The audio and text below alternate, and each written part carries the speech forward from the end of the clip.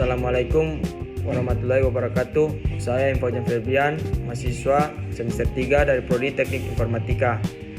Jadi video ini dibuat untuk memenuhi tugas mata kuliah Sistem Basis Data 1 oleh dosen pengampu Bapak Fauzi Eskom Engineering.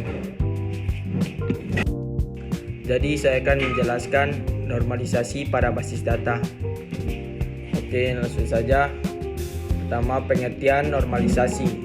Normalisasi adalah teknik atau proses dalam merancang struktur tabel pada basis data relasional. Tujuannya adalah untuk menyusun data agar lebih terstruktur, efisien, dan tidak terjadi penumpukan data yang tidak perlu. Kedua, ada tujuan normalisasi. Yang pertama, menghilangkan redundansi data, mengurangi duplikasi data yang sama di beberapa tempat. Yang kedua, menjaga integritas data, memastikan data tetap konsisten saat dilakukan operasi tambah, ubah, dan hapus. Yang ketiga, ada menghindari anomali data, yaitu terdiri dari 3 jenis: anomali insert, anomali update, dan anomali delete. Keempat, mempermudah perawatan dan pengembangan database, itu struktur tabel yang rapi, membuat database lebih mudah dikelola. Oke, yang berikut adalah tingkat normalisasi atau bentuk normal. Proses normalisasi dilakukan bertahap. Setiap tingkat memiliki aturan yang lebih ketat dari sebelumnya. Yang A, bentuk normal pertama atau 1NF. Syaratnya, yang pertama, setiap atribut hanya boleh berisi satu nilai tunggal. Tidak boleh ada atribut bernilai banyak atau berulang. Yang kedua, setiap tabel harus memiliki primary key agar setiap baris data dapat diidentifikasi secara unik. Fokusnya yaitu menghilangkan grup berulang dan nilai menjemuk dalam satu kolom. Yang berikut, bentuk normal kedua atau 2NF. Syaratnya harus sudah memenuhi 1NF. Yang kedua, semua atribut yang bukan kunci harus memiliki ketergantungan penuh terhadap primary key.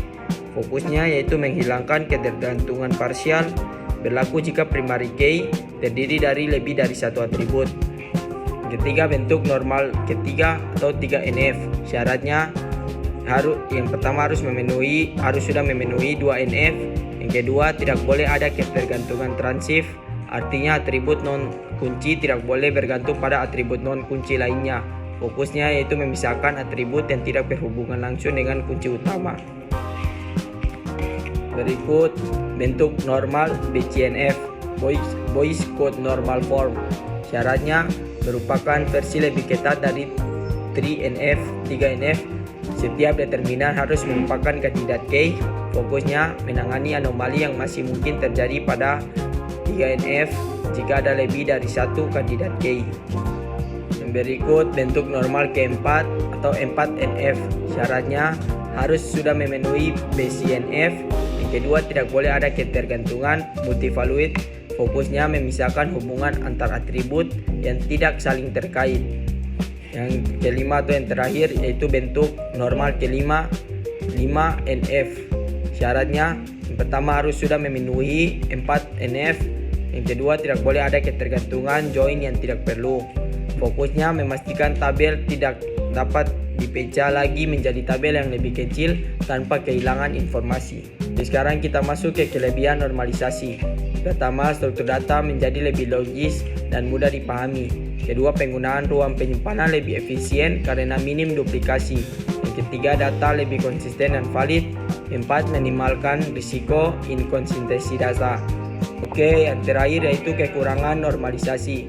Yang pertama, struktur tabel menjadi lebih banyak sehingga relasi antar tabel meningkat. Kedua, query menjadi lebih kompleks karena harus melakukan join antar banyak tabel. Ketiga, dapat menurunkan performa pada sistem dengan data yang sangat besar. Oke, mungkin itu saja penjelasan singkat dari saya tentang normalisasi data. Jadi kesimpulannya adalah normalisasi adalah langkah penting dalam perancangan database. Untuk kebanyakan sistem informasi, normalisasi sampai 3NF sudah dianggap cukup. Tingkat yang lebih tinggi seperti BCNF, 4NF, dan 5NF hanya digunakan pada sistem yang sangat kompleks. Semakin tinggi bentuk normal, semakin rapi struktur datanya, tetapi semakin kompleks juga proses pengaksesnya. Oke, mungkin itu saja dari saya. Wabillahi taufiq wal hidayah. Wassalamualaikum warahmatullahi wabarakatuh.